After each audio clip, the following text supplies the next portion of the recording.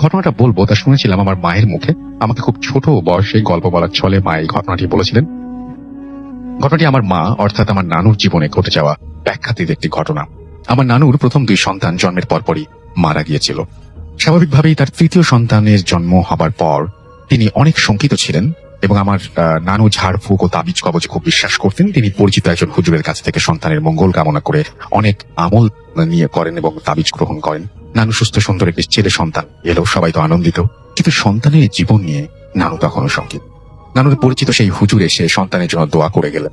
হুজুর বলেছিলেন যদি প্রথম সন্তান সপ্তাহ ভালো ভালো কেটে যায় তাহলে নবজাতকের জীবনে আর কোনো ভয় নেই। হুজুর পরামর্শ দিয়েছিলেন যদি নানু রাতে ভয় পান তাহলে খারাপ কিছু ঘটতে পারে, যাই ঘটুক নানু যেন সাহস রাখেন। এবং হুজুর আরো বললেন ঘুমানোর সময় সংকোচ লাগলে নানু যেন মাথার কাছে আলো জ্বালিয়ে রাখেন। হুজুরের পরামর্শ মতোই নানু হ্যারিকেন জ্বালিয়ে রেখে ঘুমিয়ে পড়তেন। 2 দিন কোনো ঝামেলা ছাড়া কেটে গেল। তৃতীয় দিনে রাতে নানু যথারীতি ঘুমাচ্ছিলেন। গভীর রাতে ঘুমের মাঝে নানু একটা জোরালো আওয়াজ শুনতে পান। পুরনো বিল্ডিং ভাঙার সময় দেয়ালে বড় হাতুড়ি দিয়ে আঘাত করলে যেভাবে শব্দ হয় ঠিক সেভাবেই ঘরের ছাদে কেউ হাতুড়ি দিয়ে আঘাত করছে। সেই আঘাতে একটানা ঘুম ঘুম করে শব্দ হচ্ছে। নানুর ঘুম ভেঙে যায়। তার তন্ত্রা পুরোপুরি কেটে যাওয়ার আগে সেই আওয়াজটা বন্ধ হয়ে যায়। নানু ভাবলেন এই আওয়াজটা নিশ্চয়ই স্বপ্ন ছিল, নয়তো ঘুম ভাঙতে আওয়াজ কেন বন্ধ হবে। যাই হোক, ঘুম ভাঙার পর নানু দেখলেন হ্যারিকেনের আলো নিভু নিভু করছে। হ্যারিকেনের তেল ফুরিয়ে গেলে হ্যারিকেন যেভাবে নিভে যায় অনেকটা সেভাবেই হ্যারিকেনের আলোটা নিভে যাচ্ছে। নানু বেশ অবাক হন, কারণ তিনি ঘুমানোর আগে হ্যারিকেনের তেল ভরে রেখেছিলেন। এত তাড়াতাড়ি তেল শেষ হয়ে যাওয়ার কথা নয়। নানু হ্যারিকেন চেক করে দেখলেন তেল ঠিকই আছে, কিন্তু হ্যারিকেনের সলতেটা জ্বলে ক্ষয় হয়ে গেছে। পুরনো সলতে বদলে নতুন সলতে দেবার কথা আগের দিন মনে এলেও সলতে বদলাতে নানু ভুলে গেছেন। নানু সলতে বদলানোর জন্য হ্যারিকেন নিভিয়ে দিলেন। ঘর অন্ধকার হয়ে গেল। ঠিক তখনই নানু শুনতে পেলেন ঘরের ছাদে যেন অনেক মানুষ ধূপধাপ করে পা ফেলে সশব্দে হাঁটছে। নানু প্রথমে ভাবলেন এটা তার মনের ভুল, কিন্তু ধূপধাপ সেই শব্দগুলো মানুষের হাঁটাহাঁটির আওয়াজটা বন্ধ না হয়ে ক্রমেই বেড়ে চলছিল। নানু তাড়াতাড়ি নতুন সলতে লাগিয়ে আলো জ্বালালেন। আলো জ্বালানোর পর সব শব্দ থেমে যায়। তারপর হ্যারিকেনের আলোয় নানু দেখতে পেলেন তার রুমের দরজায় একজন বৃদ্ধা মহিলা দাঁড়িয়ে আছে। বৃদ্ধার গায়ে সাদা কাপড়। দীর্ঘদিন ব্যবহারের ফলে সাদা কাপড় যেমন তামাটে হয়ে যায়, বৃদ্ধার গায়ে তেমন একটি পুরনো সাদা শাড়ি জড়িয়ে আছে। বৃদ্ধাটি এক দৃষ্টিতে বিছানায় ঘুমিয়ে থাকা নানুর নবজাতক সন্তানের দিকে তাকিয়ে আছে। নানু প্রচন্ড ভয় পেলেন। তিনি দৌড়ে গিয়ে তার সন্তানকে বুকে নিয়ে খাটের এক কোনায় বসে দোয়া কালাম পড়তে শুরু করলেন। কয়েক মুহূর্ত পর নানু দেখেন সে বৃদ্ধাটি খাটের অপর পাশে একটি শিশুকে কোলে নিয়ে নানুর মতো করেই বসে আছে। ধীরে ধীরে বৃদ্ধাটি তার কোলের শিশুটার চেহারা দেখভাল দেখালো। পক্স বা গুটি বসন্ত হলে মায়ের নুষের গায়ে যেরকম অসংখ্য ছোট ছোট ফুটি দাগ দেখা যায়, সেই শিশুর মুখে তেমন গুটি কালো দাগ পড়ে আছে।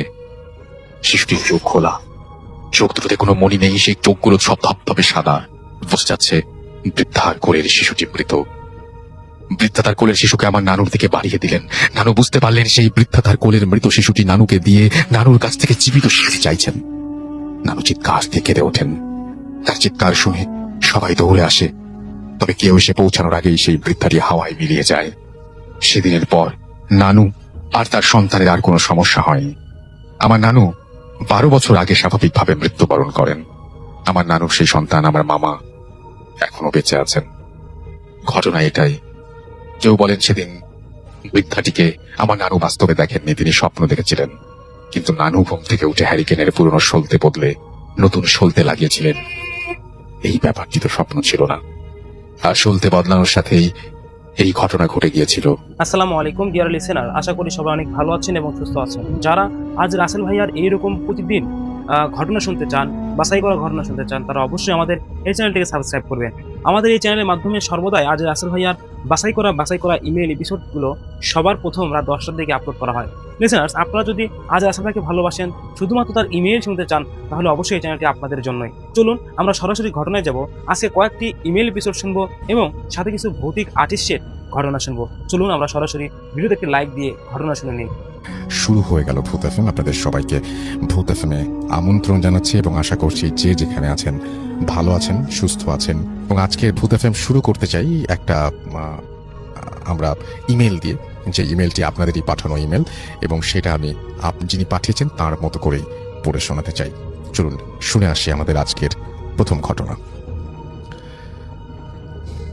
আসসালামু আলাইকুম প্রিয় রাসেল ভাই, আশা করি ভালোই আছেন আর আপনি সর্বদা আল্লাহর রহমতে ভালোর দলেই থাকেন।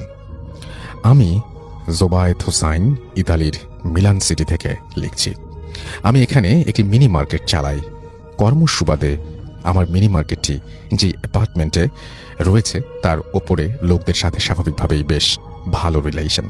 আমি সরাসরি ঘটনায় চলে যাচ্ছি। আমাদের মিনি মার্কেটের ওপর তলায় আমার এক ক্লায়েন্ট রয়েছে, যিনি একটা অন্য দেশের নাগরিক, ইকুয়েডরের নাগরিক, এবং তার নাম জুলিও।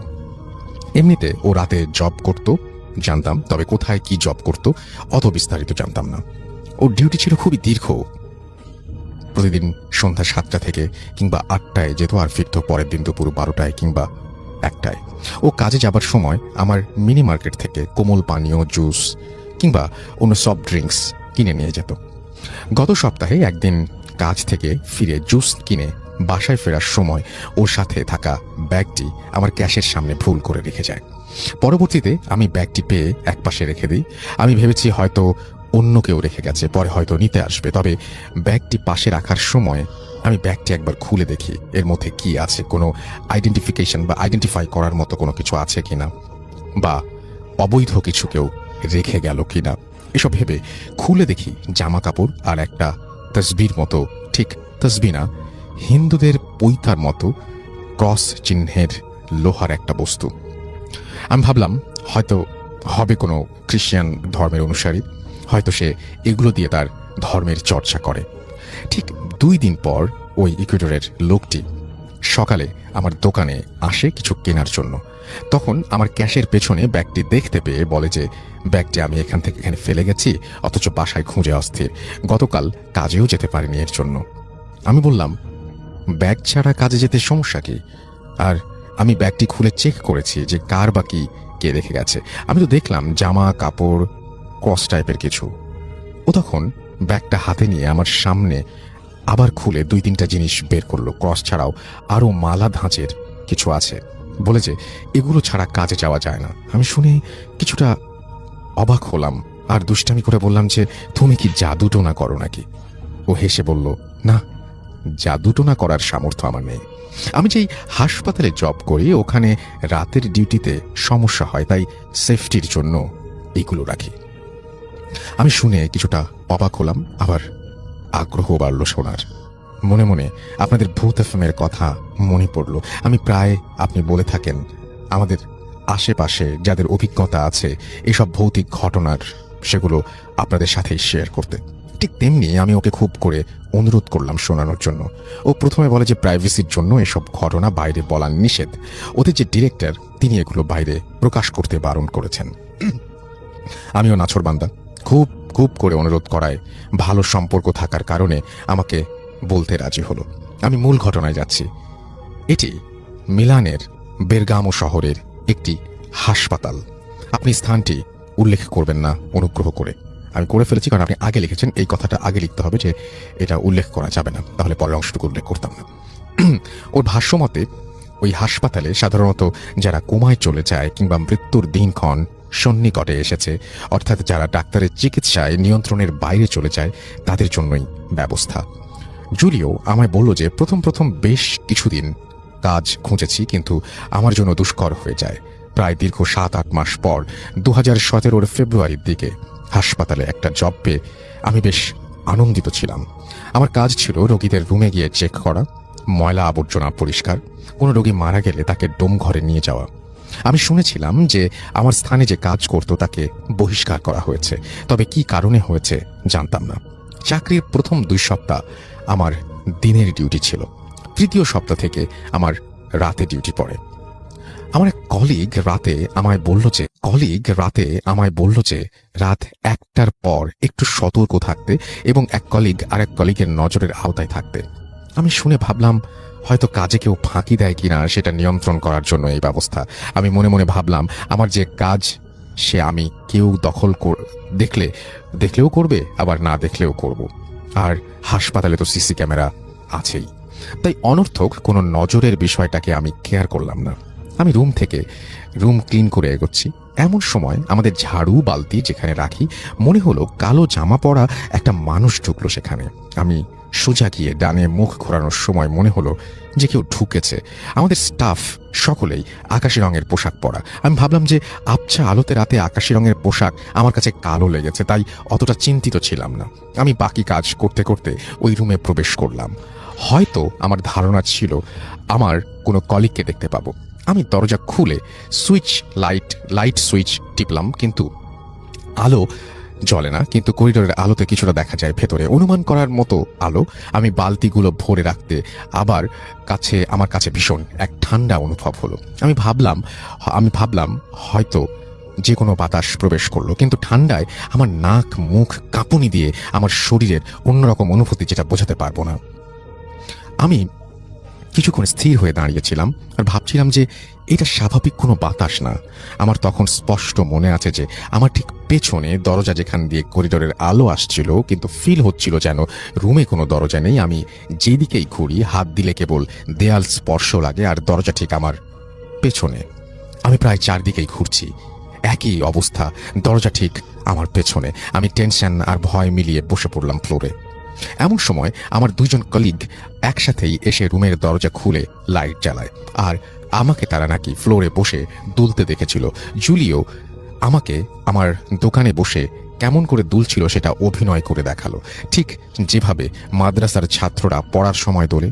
এরপর কলিগ আমাকে তুলে আরেকটা রুমে গিয়ে তৎক্ষণাৎ কিছু বলেনি, শুধু বলল, তোমাকে না সবসময় কারো চোখের সামনে থাকতে বলেছিলাম, একা একা কি করছো এখানে, এখন কি একটু ঠিক আছো? আমি মনে মনে বললাম যে না, যদি বলি চাকরিটায় আনফিট বলে ডিসমিস করে দেয় কিনা। বললাম হ্যাঁ ঠিক আছি, গায়ে একটু জ্বর ভাব, তাই হয়তো পড়ে গেছি। আমার ওই ঠান্ডা বাতাসটাকে মনে হয়েছিল জ্বর হবার পূর্বে মানুষের একটু ঠান্ডা আর কাঁপুনি দেয়। আমার কলিগরা কপালে হাত দিয়ে বলল, কই না তো, হয়তো ক্লান্ত, যাও আমাদের রেস্ট রুমে একটু জিরিয়ে নাও। এরপর আমাকে 2 দিনের বিশ্রাম দেয়া হয়। তখন অবধি আমাকে কেউ জানায়নি যে ওখানে সমস্যা হয়। 2 দিন পর যখন আবার ওখানে যাই, আমি দিনের বেলা বাসা থেকে ঘুমিয়ে সুন্দর প্রিপারেশন নিয়ে গিয়েছি যে নতুন জব যদি সমস্যা হয়। ওই দিন ও আমায় বলল যে রাতে সতর্ক থেকো, কারো চোখে চোখে থেকো। আমি ভাবলাম মৃত্যুশায়ী অথবা একদম মুমূর্ষ রোগী থাকে, তাই হয়তো এমন কিছু বলছে। কখন কোন বেডে ইমার্জেন্সি দরকার পড়ে, তাই হয়তো এই ব্যবস্থা। আমি হয়তো নিজের কাজ স্বাধীনভাবে করার চেষ্টা করতাম, যে দায়িত্ব তা পুরো করা রিল্যাক্স মুডে। ওই দিন তেমন কিছু ঘটল না।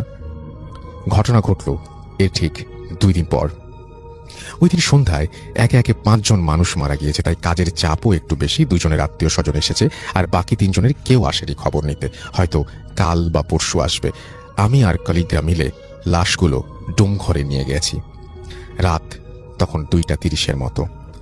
আমার ভীষণ বাথরুম চেপেছে। আমি যথারীতি বাথরুমে গিয়ে বাথরুম করছি।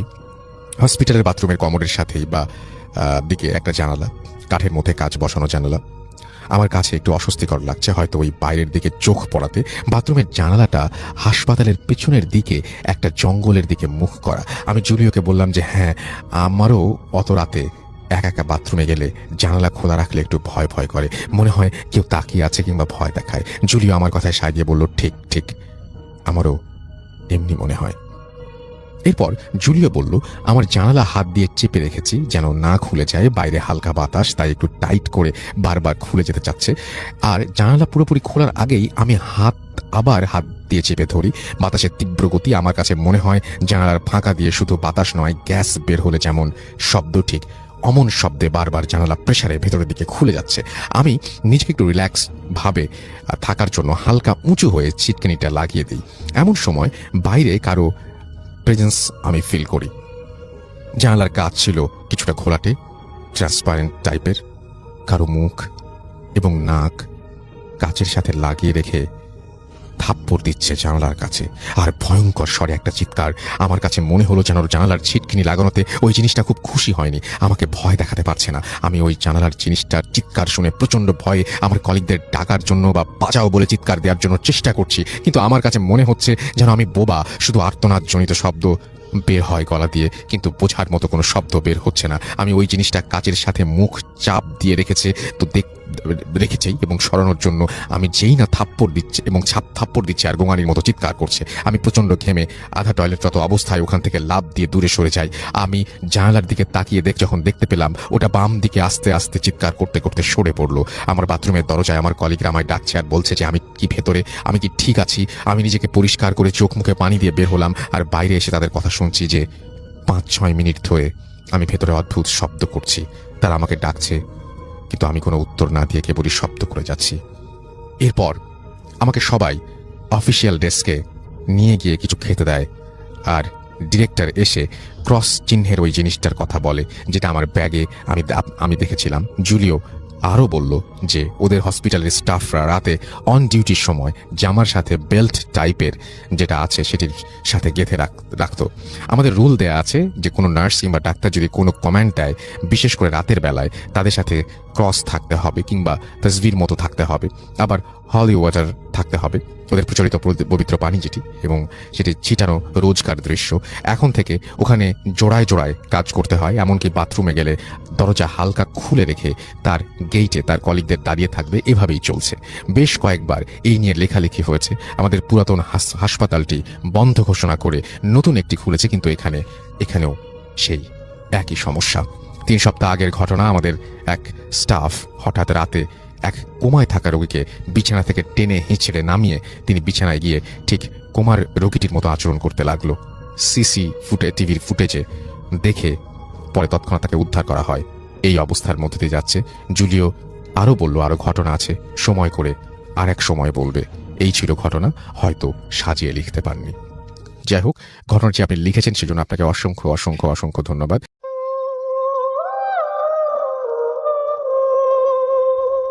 আরো একবার আপনাদের সবাইকে স্বাগত জানাই।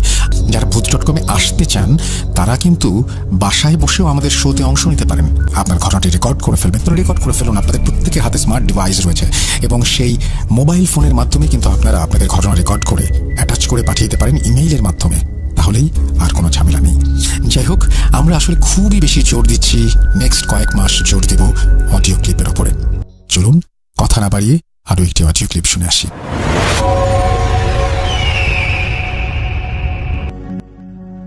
আসসালামু আলাইকুম রাসেল ভাইয়া, আশা করি অনেক ভালো আছেন এবং ভালোর দলেই থাকেন। ভাইয়া, আমার আজকে যে ঘটনাটি পাঠাবো এটা একটা গ্রাম কেন্দ্রিক ভয়ানক ঘটনা। প্রথমেই আমি আমার পরিচয়টি দিয়ে নিই। আমি মাহমুদ শহীদ, বগুড়ার এয়ারপোর্ট এলাকা থেকে বলছি। ভাইয়া, আমি প্রথমে কৃতজ্ঞতা স্বীকার করছি যে আপনি এত সুন্দর একটা অপশন রেখে দিয়েছেন আমাদের জন্য। আমরা সবাই এখন আপনাকে ভয়েস মেইল দিতে পারি। তো যাই হোক, সরাসরি ঘটনায় যাই। ভাইয়া, এই ঘটনাটি একটা বাঁশবাগান কেন্দ্রিক ঘটনা। ঘটনাটি ছিল আমাদের পাড়ার শিকদার বাড়ির পাশের গ্রামে, যার নাম ছিল মনোহরপুর। আর মনোহরপুর গ্রামের দক্ষিণ দিকে ছিল এক বিশাল দিঘি, যার চারপাশে ঘিরে ছিল অনেক ঘন বাঁশবাগান আর পুরনো তেঁতুল গাছ। গ্রামের মানুষ সন্ধ্যার পর সেই দিকে ভুলেও পা রাখত না, কারণ দিঘির পার এবং বাঁশবাগানের গভীরে নাকি এক ভয়ঙ্কর নিশির আস্তানা ছিল। গ্রামের যুবক আকমল ছিল এই সমস্ত ভয় ভীতির ঊর্ধ্বে। সে ভয় পেত না। সে শহরে চাকরি করত এবং গভীর রাতে ট্রেন থেকে নেমে প্রায়ই সেই নির্জন পথ দিয়ে গ্রামে ফিরত। গ্রামের মুরব্বীরা তাকে অনেক বুঝিয়েছে, কিন্তু আকমল হাসত শুধু, তাদের কথায় কোনো যায় আসতো না। কিসের নিশি আর কিসের ভুল, সব মনের ভুল, এই ছিল তার অভিব্যক্ত। একবার আকমল সাহেব পূজার ছুটিতে গভীর রাতে বাড়ি ফিরছিল। সেদিন ছিল অন্ধকার অমাবস্যার রাত, আকাশ ভরা মেঘ, তারাদের দেখাও নেই, একটা তারাও দেখা যাচ্ছে না সেদিন রাতে। যখন সে দিঘির পাড়ের কাছাকাছি এলো, ঠিক তখন ঘড়িতে প্রায় রাত 1টা বাজে। চারিদিকে কেবল ঝিঝি পোকার এক ঘেয়ে আওয়াজ আর ভেজা মাটির গন্ধ। বাঁশবাগান পার হওয়ার সময় আকমলের হঠাৎ মনে হলো কেউ যেন তার নাম ধরে ডাকছে, আকমল, ও আকমল, একবার শুনে যা। স্বরটা ছিল অত্যন্ত মিষ্টি এবং পরিচিত এক নারীর কণ্ঠের মতো, যেন তার খুব কাছের কেউ তাকে ডাকছে। আকমল প্রথমে থমকে গেল, কারণ এই সময়ে এই পথে কোনো মানুষ থাকার কথা না এখানে। সে চারিদিকে তাকালো, কিন্তু গাঢ় অন্ধকারের কারণে সে কিছুই দেখতে পেল না। কিন্তু ডাকটা আবার এলো, এবার আরো স্পষ্ট এবং আরো মিষ্টি। আকমল, আমি তোর বড় ভাবি বলছি, একটু শুনবি? তোর সাথে কিছু কথা ছিল রে। আমার বড় বিপদ হয়েছে, জলদি আয় না। দিঘির পারে দিঘির পারে পারে গেছি, উঠতে পারছি না। ও সরি, বলছে যে আমি দিঘির পারে পড়ে গেছি, আমি উঠতে পারছি না, আমাকে একটু তোল টেনে। আকমলের বুকটা ধক করে উঠল। তার বড় ভাবির গলাতেই যেন ডাকছে। ভয় ডর ভুলে সে ছুটে চলে গেল সেই দিঘির পাড়ের দিকে, যেখানে বাঁশবাগান আর তেঁতুল গাছের ছায়া আরো ঘন, আরো বেশি। যেখানে সে যখন বাঁশবাগানের কিনারায় পৌঁছালো, তখন ডাকটা বন্ধ হয়ে গেল। আকমল জোরে জোরে ডাকতে শুরু করলো, ভাবি, কোথায় আপনি? কি হয়েছে আপনার? এবার আর জবাব এলো না, কিন্তু সে দেখলো দিঘির কিনারায় একটি সাদা শাড়ি পরা ছায়ামূর্তি দাঁড়িয়ে আছে, মুখটা অন্ধকারে আবছা আবছা ঢাকা। এখানে আয় আকমল, আমি এখানেই আছি, আমার শরীরটা ভিজে যাচ্ছে। ছায়ামূর্তিটি এই কথাটা বলল সেই নিজেই। আকমল এবার দ্রুত ছায়ার দিকে এগিয়ে গেল। যখন প্রায় 10 হাত দূরে, তখন হঠাৎ তার মনে হলো তার বড় ভাবি তো গত বছরই মারা গেছেন। এই উপলব্ধি তার মাথায় যেন বিদ্যুতের মতো আঘাত হানলো। এই ডাক, এই চেহারা, এটা কোনো মানুষ নয়, এটা অবশ্যই নিশি। আকমল সেখানেই থমকে গেল এবং ভয়ে তার সমস্ত শরীর আড়াশ হয়ে গেল। সে আর এক পাও নড়াতে পারল না। ছায়ামূর্তিটি তখন হাসতে শুরু করলো। সেই হাসি মানুষের মতো ছিল না, সেটা ছিল ভীষণ তীক্ষ্ণ এবং অদ্ভুত রকম আর পিশাচের মতো আওয়াজ, যেন বাঁশবাগানের সমস্ত শুকনো পাতা একসাথে মচমচ করে ভাঙছে। সেই রকমই হাসির শব্দে আকমলের কান ভোঁ ভোঁ করতে লাগলো। এবার ছায়ামূর্তিটি ধীর পায়ে আকমলের দিকে এগিয়ে এলো। যত কাছে আসছিল তত স্পষ্ট হচ্ছিল আর ভয়ঙ্কর রূপ। সাদা শাড়ির আড়ালে তার মুখটা ছিল বিকৃত, একদম বিভৎস চেহারা, যেন চোখ দুটো একদম জল জল করে চলছিল, মানে জ্বলন্ত কয়লার মতো, লাল। তার পা দুটো ছিল উল্টো দিকে ঘুরানো, প্রতিবন্ধীদের যেমন হয় ঠিক তেমনই। বলছে, কেন থামলি? আসবি না আমার কাছে? আমি তো তোর জন্য অপেক্ষা করছি। নিশিটা এইরকম করে তার দিকে, মানে আকমলকে এই কথা বলল। আকমল শেষ চেষ্টা হিসেবে প্রাণপণে আল্লাহু আকবার বলে চিৎকার করে উঠল। সেই চিৎকারে যেন পুরো বাঁশ বাগান কেঁপে উঠল। নিশিটা এক মুহূর্তের জন্য থেমে থেমে থাকলো না। তার লাল চোখ দুটো যেন আরো ভয়ঙ্কর হয়ে উঠল। এরপর এক তীব্র বাতাসের ঝলক আকমলের ওপর দিয়ে বয়ে গেল, আর নিশিটা চিৎকার করতে করতে ঘন বাঁশবাগানের ভিতরে অদৃশ্য হয়ে গেল। পরের দিন গ্রামের লোকজন আকমলকে বাঁশবাগানের ধারে অজ্ঞান অবস্থায় খুঁজে পেল। আর তার গায়ে যেন আঘাত ছিল না, কিন্তু সে জ্বরে কাঁপছিল আর ফিসফিসানি করে বারবার বলছিল, ভাবি, ভাবি না নিশি, এটা ভাবি না ভাবি, ভাবি নিশি। এরপর অনেক কবিরাজ ও অনেক আলেম ডেকে তার চিকিৎসা করা হলো। আলেম সাহেব জানালো আকমলকে নিশি ডাক দিয়েছিল, আর সে যদি আরেকটু এগিয়ে যেত তবে সেই নিশি তাকে দিঘির জলে ডুবিয়ে মারত কিংবা তার ঘাড় মুটকে দিত। আকমল সুস্থ হলো, কিন্তু সেদিনের পর আর কোনো দিন সেই রাতের বেলায় ওই পথ মারায়নি, অর্থাৎ সেই পথে যায়নি। সে শহরেই পাকাপাকিভাবে কথা বলার থাকার ব্যবস্থা করলো। আর মোহনপুর গ্রামের সেই দিঘি আর বাঁশবাগান আজও গ্রামের মানুষের কাছে নিশির ডাকের এক ভয়ঙ্কর অভিশাপ হয়ে আছে। আজও রাতের গভীর নীরবতার মধ্যে মাঝে মাঝে কেউ নাকি সেই বাঁশবাগান থেকে মিষ্টি কিন্তু বিষণ্ণ এক নারীর কণ্ঠে ডাক শুনতে পায়। কেমন লাগলো আমাদের এই গ্রামের ঘটনা? ভাইয়া, এই ছিল আমার ঘটনা। যদি ভালো লাগে, প্রচারযোগ্য হয়, তাহলে অবশ্যই প্রচার করবেন। আসলে ভাইয়া, আমি সর্বদাই আপনাদের প্রত্যেকটা ঘটনা শুনি। আমি কিন্তু একজন ভূত এফএম লাভার, আমি ভৌতিক কোনো আর্টিস্ট না। আমার খুব ইচ্ছা ছিল আমি অনেক সুন্দর করে আমার বেস্টটা দিয়ে একটা ভয়েস মেইল পাঠাবো। আমি আরজে রাসেল ভাইয়া সেটা অ্যাকসেপ্ট করবেন এবং সেটা প্রচারযোগ্য হবে বলে আমি নিজে আশা করি। ভাইয়া, আমি এই ঘটনাটি রেকর্ড করার সময়ই ভেবেছি আমার এই ঘটনাটি অডিয়েন্সদের কাছে ভালো লাগবে এবং আমার এই ঘটনাটি আপনার কাছেও ভালো লাগবে। এটা 100% এটা আপনি সিলেক্ট করবেন ভাইয়া। কেননা আমার ফুল কনফিডেন্স এই ঘটনাটি অবশ্যই আপনি ছাড়বেন এবং কেমন লাগলো অডিয়েন্সদের বলে দেবেন যে অডিয়েন্স যাতে এই ঘটনার উপরে, গ্রামের ঘটনার উপরে একটা কমেন্ট করে যায় যে এই ঘটনাটি কেমন লেগেছে। রাসেল ভাইয়া, আমার এই ঘটনা যদি সত্যই অনেক বেশি ভালো লেগে থাকে তাহলে আমাকে প্লিজ ভূত.com-এ ডাকবেন। আমার কাছে অনেক ভয়ঙ্কর ঘটনা আছে, আমি আমার বেস্ট ট্রাই করব। ভাইয়া, আমি মানে মাহমুদ সোয়াইব আমাকে অনেকেই চিনে, অনেক লিসেনার চিনে। আমি আমার একটা ইউটিউব অ্যাকাউন্ট চালাই যেটা টপ ভূত এফএম নামে পরিচিত। ভাইয়া, এই টপ ভূত এফএম চ্যানেলের মাঝে আমি ভয়ঙ্কর সকল ইমেল এপিসোডগুলো তুলে ধরি এবং প্রত্যেকটা এপিসোডের পরে আমি আমার নিজের কণ্ঠে ভয়ঙ্কর ইমেল এপিসোডগুলো বলে থাকি। ভাইয়া, আপনি যদি আমাকে একটাবার সিলেক্ট করতেন ভূত.com-এ তাহলে অবশ্যই আমি আমার বেস্ট ট্রাই দিয়ে আপনার অডিয়েন্সদের মন জয় করে নিতাম।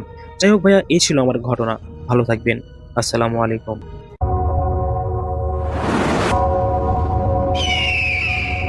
Welcome back.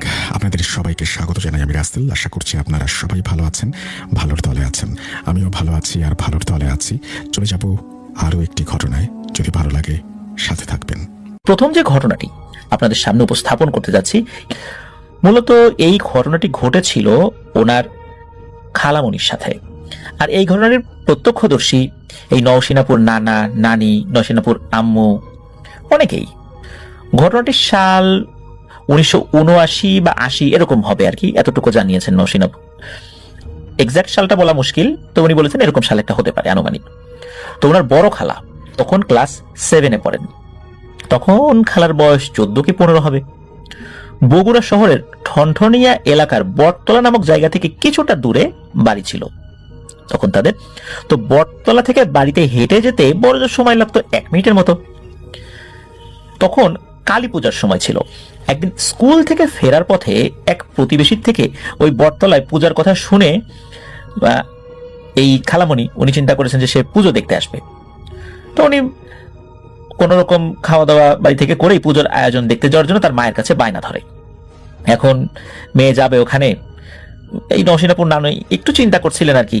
তা যাই হোক, খুব করে বায়না ধরেছে। যদিও নিষেধ করেছিলেন যেতে, যে না এভাবে একা একা যাওয়ার দরকার নেই, কিন্তু খালা কোনো কথা না শুনে চলে যান ওই পূজার আয়োজন দেখতে। তো পূজা দেখে সেদিন বিকেল বেলা উনি অল্প সময় নিয়েছিলেন, বেশিক্ষণ সময় নেন নাই, গিয়েছেন, আবার ঠিকঠাক মতো বাড়িতে চলেও এসেছেন। কিন্তু এই খালামণি যখন বাড়িতে আসেন তখন এই নওশিনাপুর নানি খেয়াল করেন যে এই খালামণি উনি একটু খুঁড়িয়ে খুঁড়িয়ে হাঁটছেন। তখন নানি জিজ্ঞেস করেন যে কি ব্যাপার, তুই খোঁড়াচ্ছিস কেন? এই খালামণির নাম ছিল হচ্ছে গিনি। তো ওইভাবে বলেন যে কিরে গিনি, তুই এভাবে খুঁড়িয়ে হাঁটছিস কেন? তো এই গিনি খালামণি উত্তরে নানিকে বলেছিলেন, তেমন কিছু না মা, ওই পূজার মেলাতে গিয়ে কি যেন একটার সাথে ধাক্কা খাইলাম, কিসের সাথে যে ধাক্কা খাইলাম নিজেও বুঝতে পারলাম না, ভালো করে দেখলাম না। এরপরে আমার পায়ের এই বৃদ্ধাঙ্গুলিতে দেখলাম আঘাত লেগেছে, ভালো করে হাঁটতে পারছি না, পায়ে খুব ব্যথা, এই জন্য খোঁড়াচ্ছি। তো নানি বলবেন আচ্ছা ঠিক আছে, এইভাবে হাঁটাহাঁটি করিস না, একটু দেখে শুনে হাঁটাহাঁটি করবি। জাস্ট এতটুকুই, মানে এটা খুব যে একটা গুরুতর কোনো বিষয় এইভাবে কেউ চিন্তাও করেন নাই। পরের দিন পায়ের ব্যথায় এই গিনি খালামণির জ্বর চলে আসে। কয়েকদিনের মধ্যে অবশ্য সেই জ্বর ভালোও হয়ে যায়। ঘটনাটির শুরুটা কিন্তু আমরা এতক্ষণ বললাম, এবার আসেন ঘটনাটির কেন্দ্রে চলে যাই। এই পায়ের ব্যথায় জ্বরের কারণে 1-2 দিন স্কুল কামাই হলেও পা ব্যথা কমে গেলে আবার উনি স্কুলে যাওয়া শুরু করেন। তখনও কিন্তু পায়ের অবস্থা গুরুতর ছিল না। তো যেদিন উনি স্কুলে গিয়েছেন, তার একজন বান্ধবী দুষ্টমি করে তাকে হালকা ধাক্কা দিয়েছে। তো পায়ে আগের থেকেই তো একটু ব্যথা ছিল, যার ফলশ্রুতিতে ওই ধাক্কা খেয়ে উনি পড়ে যান এবং পড়ে যাওয়ার পর আবার ওই ক্ষতযুক্ত বৃদ্ধাঙ্গুলিতেই উনি আবার ব্যথা পেয়েছেন। এখন কিন্তু বাড়ির কোনো ওষুধে আর কাজ হচ্ছে না, ডাক্তারের শরণাপন্ন হতে হলো। ডাক্তার কিছু ওষুধ দিলেও পায়ের আঙ্গুলের অবস্থা ক্রমশই খারাপ হতে লাগলো। একাধারে অনেক ডাক্তার দেখানো হলো, কিন্তু কোনো কিছুতেই কোনো কাজ হচ্ছিল না। এই অবস্থা চলতে চলতে কিছুদিন পর হঠাৎ একদিন গিনি খালামণি স্বপ্ন দেখলেন। স্বপ্নটা ছিল এমন, বিশাল দেহী একজন মহিলা, দেখতে খুবই বিদঘুটে রকমের, কালো, কপালে একটা লাল টিপ, পরনে ছিল কালো শাড়ি, এই শাড়ির আবার ছিল লাল পাড়, চুলগুলো ছেড়ে দিয়ে ওই যে বটতলা যেখানে পূজা হয়েছিল ওই বটতলার ওই বট গাছের উপরে একটা ডালে বসে আছে। আর সেই অবয়বটি রাগান্বিত স্বরে চিৎকার করতে করতে এই গিনি খালামণিকে বলছেন, কিরে পাপি, চিনতে পারছিস আমাকে? আমি সেই যার চুলের সঙ্গে ধাক্কা লেগেই আজ তোর এই অবস্থা। আমার চুলে পা দিয়ে কাজটা তুই ভালো করিস নাই, তোকে শাস্তি পোহাতে হবে, আমি তোকে ছাড়বো না। আর এর শাস্তি কি জানিস? শাস্তি হলো মৃত্যু। তোকে আমি নিয়েই যাব, তোকে আমি বলি দেব। এই বলে ওই মূর্তিটি হা হা করে অট্ট হাসিতে ফেটে পড়ল। খালামণি তো ঘুমের ঘরে জিনিসটা দেখে চোখ খুলে উনি দেখেন যে উনি তার বিছানাতেই আছেন, তার সারা শরীর ঘেমে একদম শেষ, মনে হচ্ছে ঘেমে গোসল হয়ে গেছে একদম। তো এই স্বপ্নটা উনি দুঃস্বপ্ন ভেবেই উড়িয়ে দিলেন। পরের দিন সকালে ওই স্বপ্ন সম্পর্কে এই গিনি খালামণি নানিকে জানান ব্যাপারটা।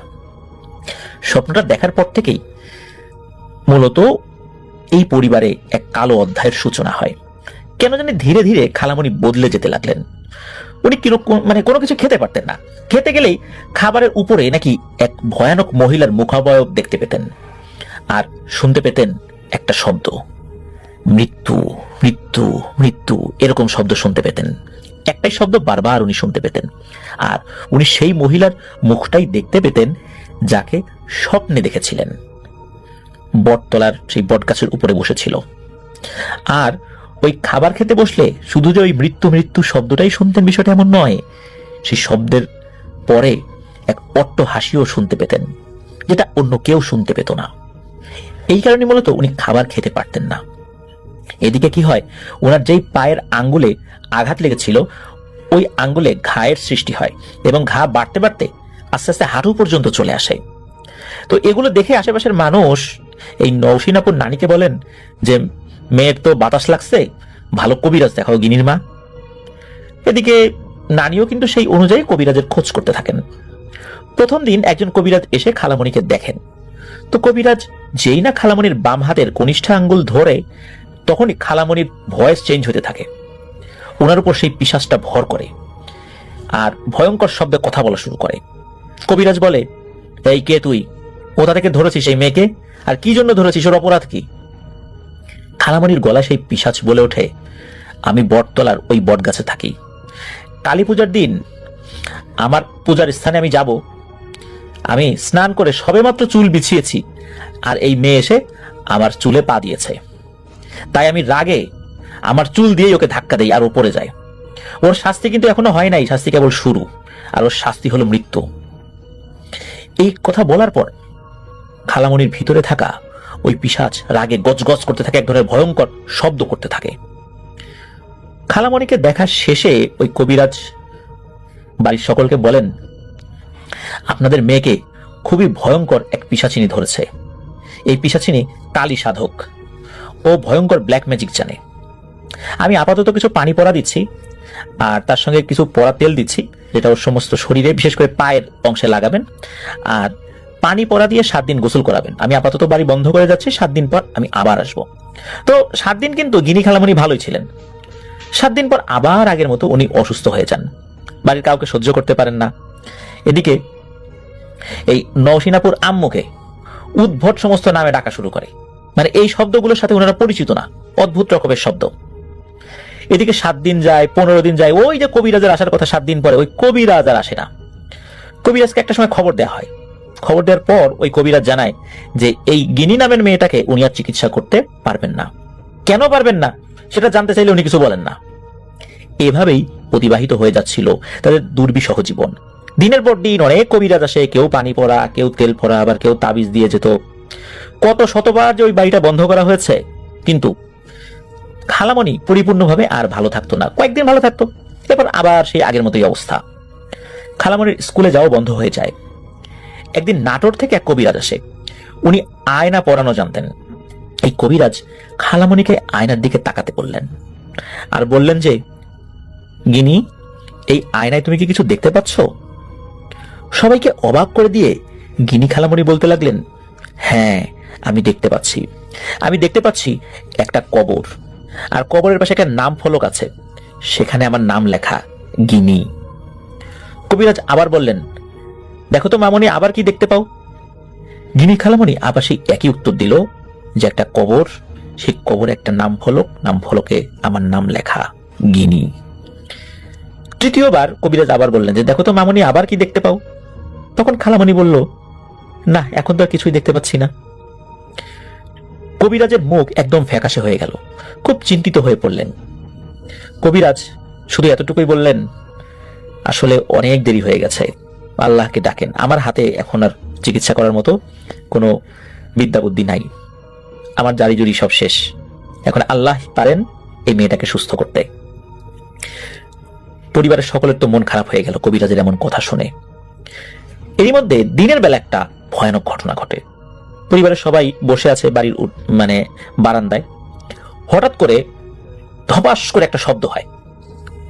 এই শব্দের পরে দেখা যায় যে উঠোনের মাঝখানে কোথা থেকে মোটা কালো একটা সাপ যেন ধপাস করে পড়েছে, আর এটা পড়ার পরই ওই সাপটা আবার অদৃশ্য হয়ে যায়। সবাই চিন্তা করছে এই সাপটা মনে হয় আশেপাশে কোথাও চলে গেছে, ক্ষতি করতে পারে। এই চিন্তা করে দ্রুত সাপটাকে খোঁজার চেষ্টা করলেও এই সাপটাকে আর কখনোই পাওয়া যায়নি।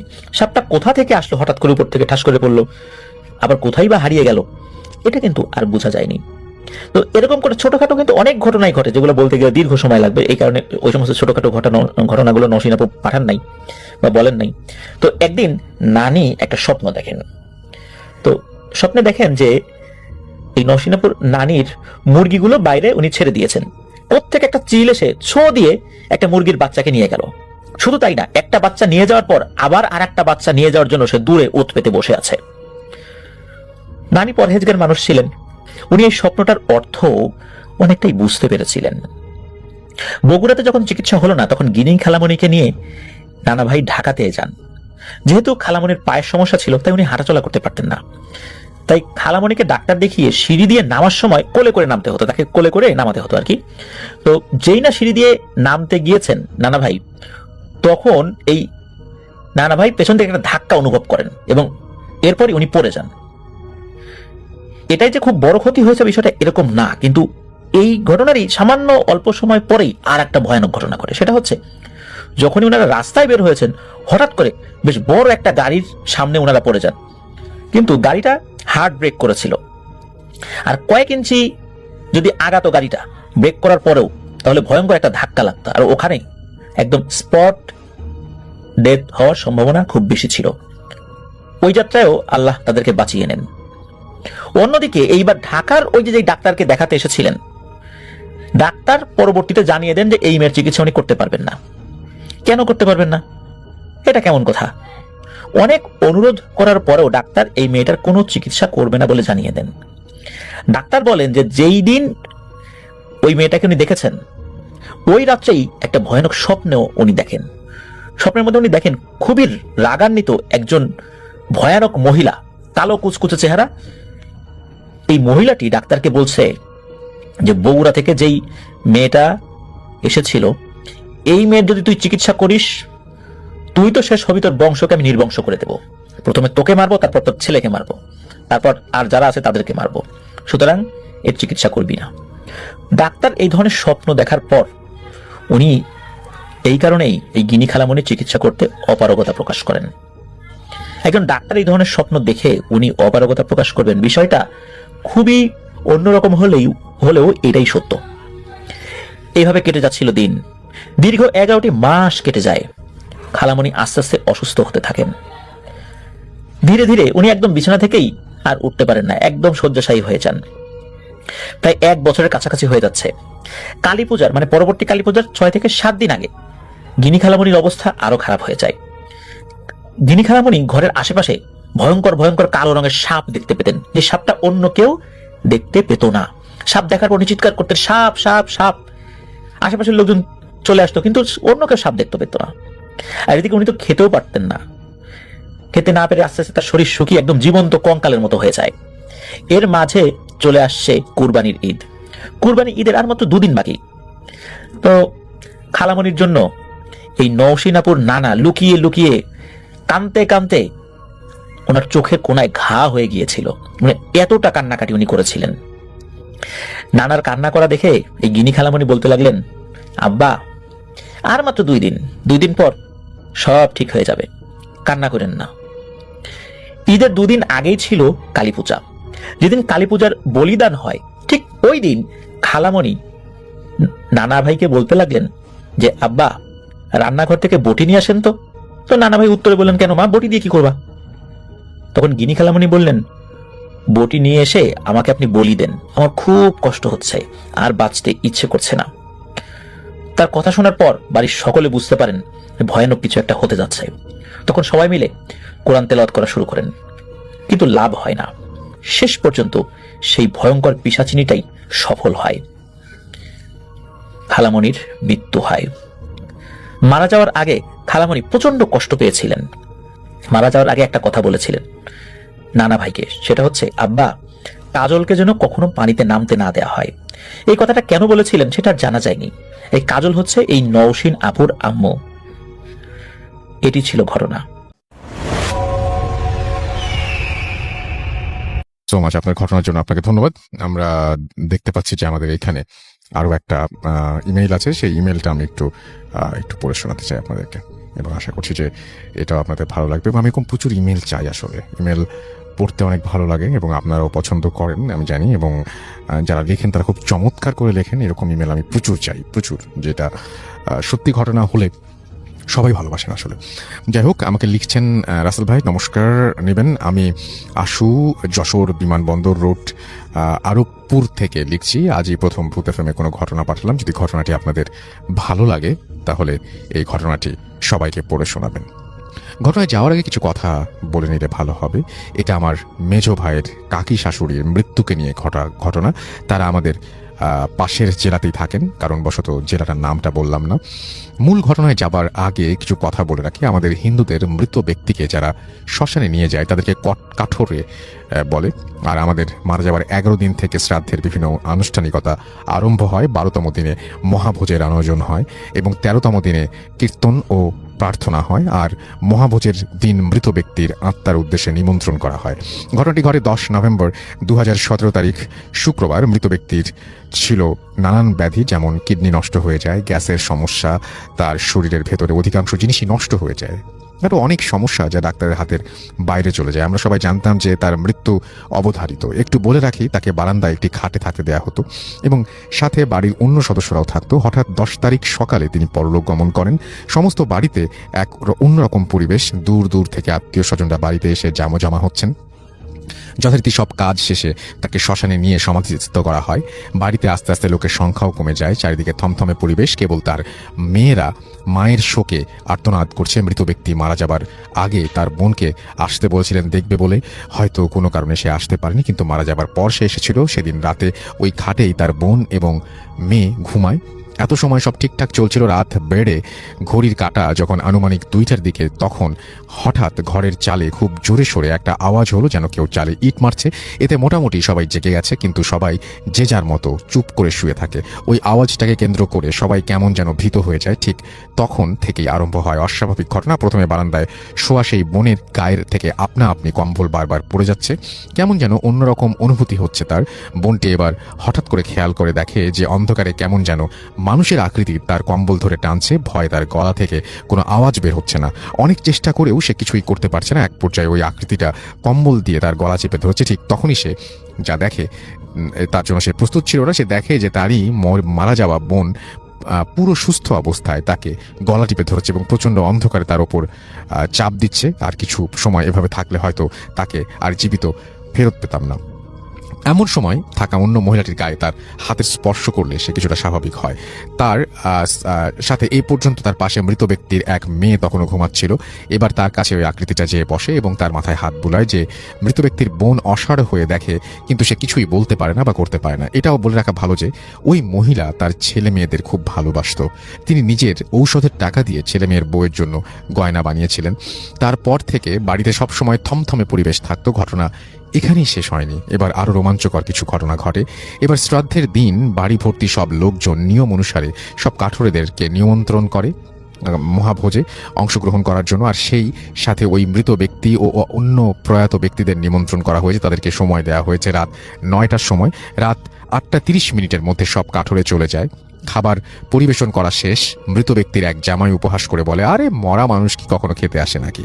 আচ্ছা, আমি আজ দেখব কিভাবে ও এসে ভাত খায়। বেশ কিছু সময় পর সবকিছু ভালোই চলছিল, আস্তে আস্তে ঘড়ির কাঁটা 9টার কাছে পৌঁছায়। এবার বাড়ির পরিস্থিতি পাল্টে যেতে আরম্ভ করলো। ওই জামাই খেতে বসেছে, এমন সময় হঠাৎ তার পেছনে খুব জোরে একটা আওয়াজ হয়, কিন্তু অবাক করা বিষয়, আওয়াজটা যে কিসের তা কেউ আবিষ্কার করতে পারলো না। এবার বাড়ির এক পাশ থেকে কেমন যেন গোঙানোর শব্দ আসছে, ক্রমশ আওয়াজটা বেড়েই চলছে। আস্তে আস্তে আওয়াজটা অনেকে একসাথে ঝগড়া করলে যেমনটা হয় তেমন মনে হচ্ছে, এবং একসাথে অনেকগুলো কুকুর যেন আওয়াজ করছে। সেখানে মাত্র একটি কুকুর ছিল এবং সেটা সবার সামনেই বসা ছিল। ওই কুকুরটাও ভয়ে ওই দিকে যাচ্ছে না। এবার রাত 9টা বাজে, সবাই খাবার দাবার খাওয়ার জন্য প্রার্থনা করে খেতে আরম্ভ করে। ঠিক তখনই সব আওয়াজ থেমে গেল। এবার যা আরম্ভ হলো, ওই পাশ থেকে সেখানে নিমন্ত্রণ করা হয়েছে, সেখান থেকে কিছু অস্বাভাবিক শব্দ শোনা যাচ্ছে, অনেকটা মাংসের হাড় চিবানোর শব্দ, কটর মটর। সবাই এই শব্দ শুনতে পারছিল। তখন মৃত ব্যক্তির স্বামী ভাবে যে আসলে এটা কিসের আওয়াজ, সত্যিই কি সে এসে খাবে? তো তিনি ওই পাশে আস্তে আস্তে করে দূর থেকে তাকায়। তাকানোর পর সে যে দেখে, আমাদের সবাইকে হতবাক করে দেয়। সে তার মৃত স্ত্রীকে দেখতে পায় এবং সে সেখানে খেতে বসেছে। সেখানে মৃত ব্যক্তিকে নিমন্ত্রণ করা হয়েছিল সেখানে, এবং এটা তিনি শুধু দেখেননি, বাড়ির অন্য লোকেরাও দেখে, এবং বাড়িতে যত লোক ছিল তারা সবাই প্রচণ্ডভাবে ভয় পেয়ে যায়। এভাবে বিভিন্ন ভীতিকর পরিবেশের মধ্য দিয়ে কাটে সারা রাত। তারপর থেকে আর তেমন কিছু ঘটেনি। এখন পর্যন্ত সবই ঠিকঠাক আছে। মৃত ব্যক্তির আসার প্রমাণ পাওয়ার জন্য ওই জায়গায় পাতলা করে মাটির প্রলেপ দেওয়া হয়, যাতে কেউ আসলে তার পায়ের ছাপ পড়ে যাবে। পরের দিন সেখানে পায়ের ছাপ পাওয়া যায়, মানুষের মতো পরিপাটি হয়ে খাওয়া ও অনেক নমুনাও পাওয়া যায়। এবং আমি নিজে না থাকলে হয়তো কখনো বিশ্বাস করতাম না এটা তাদের বাড়ির মধ্যে ঘটে যাওয়া ঘটনা। এবং অনেকে বিশ্বাস করতে পারেন এবং বিশ্বাস নাও করতে পারেন, কিন্তু আমি নিজেই ঘটনার প্রমাণ। ভালো থাকবেন। কিছুদিন আগেও আবার একটা ঘটনা ঘটেছে, সময় করে লিখে পাঠাবো। তো এই ঘটনাটাই তিনি লিখেছেন, এবং থ্যাংক ইউ ভেরি মাচ আপনার ঘটনার জন্য। আপনাকে অনেক ধন্যবাদ। চমৎকার কিছু ঘটনা নিয়ে, চমৎকার কিছু অতিথি নিয়ে আবারও ফিরে আসবো। সেই পর্যন্ত সবাই ভালো থাকুন, সুস্থ থাকুন, সুন্দর থাকুন, মোস্ট ইম্পর্টেন্টলি ফুর্তিতে থাকুন। টাটা।